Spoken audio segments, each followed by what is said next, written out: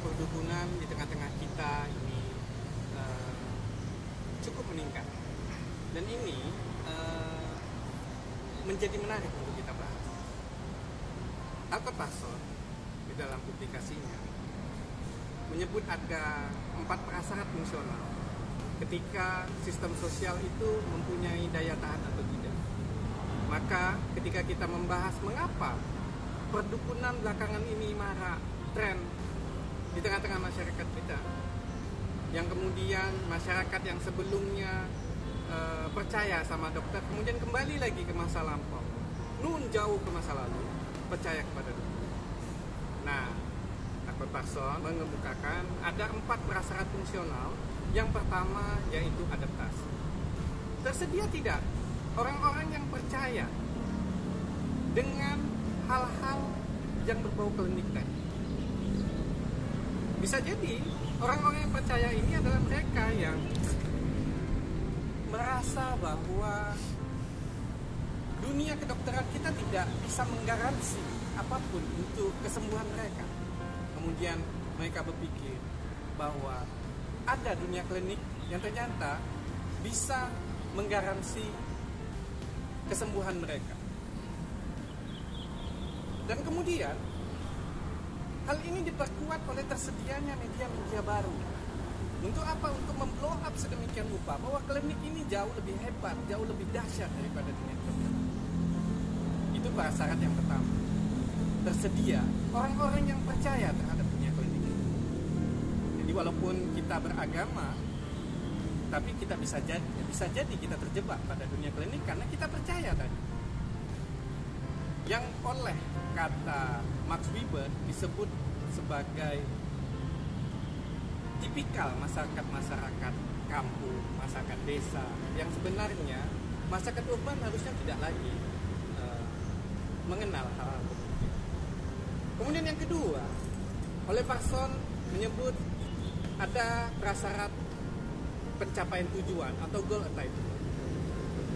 Pada wilayah ini tadi sudah saya sampaikan, ada media-media baru yang memungkinkan ya, keajaiban-keajaiban klinik dibuat sedemikian rupa sehingga keajaiban-keajaiban di dunia klinik ini sampailah pesannya kepada kita. Pesannya apa? Bahwa dunia klinik ini bisa menjadi solusi buat kita. Dan ketika pesan ini nyampai, media-media baru yang menyampaikan pesan ini, maka yang terjadi adalah adanya support system dari sosial. Support system ini yang oleh Albert Parson disebut dengan integrasi atau integration. Pemerintah kita itu tidak khawatir dengan fenomena klinik ini, bahkan sangat mendukung dunia klinik semacam ini. Kenapa? Karena ya itu mental modelnya masyarakat kita memang demikian. Jadi ngapain pemerintah harus ikut-ikut campur? Pemerintah beranggapan demikian, tetapi pemerintah sebenarnya salah. Kenapa? Karena ukuran daripada maju tidaknya kita itu ukurannya bisa jadi dari sisi berpikirnya kita sebagai masyarakat. Dan yang terakhir adalah latensi, pemeliharaan pola. Kenyataannya masyarakat kita sangat suka dan doyan dengan hal-hal yang berbau klinik. Ini sebenarnya tidak masalah jikalau ini tidak menjadi tren yang kemudian rentan untuk terjadi penipuan-penipuan. Kenapa? Karena seringkali penipu-penipu itu berlindung di balik jubah klinik. Padahal mereka main sulap, padahal mereka bermain rekayasa-rekayasa yang memungkinkan seolah-olah apa yang mereka lakukan itu dianggap. Jadi pesan saya, jangan terlalu percaya terhadap dunia klinik, karena dunia klinik atau perdukunan itu hanya mengantarkan kita kepada kesesatan berpikir dan membuat kita kembali menjadi manusia-manusia yang primitif. Rasulullah SAW bahkan mengatakan, Inna ruqyah wat tamaim wa tiwalahu syirkun.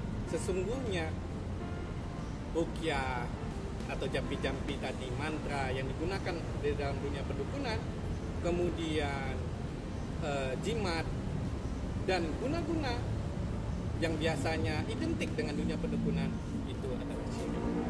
Bismillah min zalik, tentu kita tidak ingin tergolong apa yang disebut oleh Rasulullah yang dosanya itu tidak diampuni, sholatnya tidak diterima 40 hari 40 malam.